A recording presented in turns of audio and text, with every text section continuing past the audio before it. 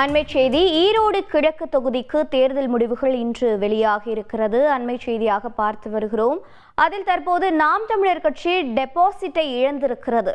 ஈரோடு கிழக்கு தொகுதியில் திமுக நாம் தமிழர் நேரடியாக களத்தில் இறங்கினர். அதிமுகவும் தேமுதிகவும் தேர்தலில் இருந்து விலகினார்கள். நாம் தமிழர் கட்சியும் திமுகவும் நேரடியாக களத்தில் இருந்தனர். தற்போது நாம் தமிழர் கட்சி டெபாசிட் இழந்திருப்பதாக தகவல்கள் வெளியாகி இருக்கிறது. அண்மை செய்தியை பார்த்து வருகிறோம்.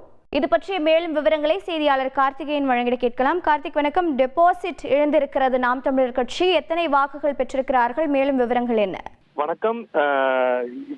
பெரும் எதிர்பார்க்கப்பட்ட ஈரோடு கிழக்கு இடைத்தேர்தல் இறுதி சுற்று தற்போது எண்ணப்பட்டிருக்கு. இதுவரைக்கும் 3 பெட்டிகள் இயந்திர கோளாறு ஏற்பட்டனால அந்த பெட்டிகள் இறுதியாக எண்ணப்படும் என தேர்தல் ஆணையம் தெரிவிச்சிருக்காங்க. அதுல சுமார் ஒரு 200 வாக்குகள் வீதம் இருக்கும் என எதிர்பார்க்கப்படுகிறது. இந்த சூழல்ல 17 சுற்றுகள் நிறைவடைந்திருக்கு. இந்த நிறைவடைந்ததுல திமுக வேட்பாளர் சந்திரகுமார் 1,15,000க்கும் மேற்பட்ட வாக்குகளை பெற்றிருக்கிறாரு. நாம் தமிழர் கட்சியை சேர்ந்த வேட்பாளர் சீதாலட்சுமி 23,500க்கும் மேற்பட்ட வாக்குகளை பெற்றிருக்காங்க.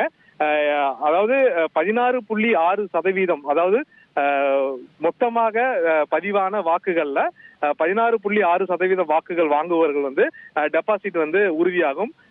ஆனால் இவர்கள் நாம் தமிழர் வேட்பாளர் சீதாலட்சுமி 25,577 வாக்குகள் பெற்றால் அவர்களுக்கு டெபாசிட் உறுதியாக இருக்கும். ஆனால் அவர் வாங்கிய வாக்குகள் 23,572 வாக்குகள் என்பதால் 1,600 வாக்குகள் வித்தியாசத்துல டெபாசிட்டை நாம் தமிழர் கட்சி வேட்பாளர் இழந்திருக்காரு.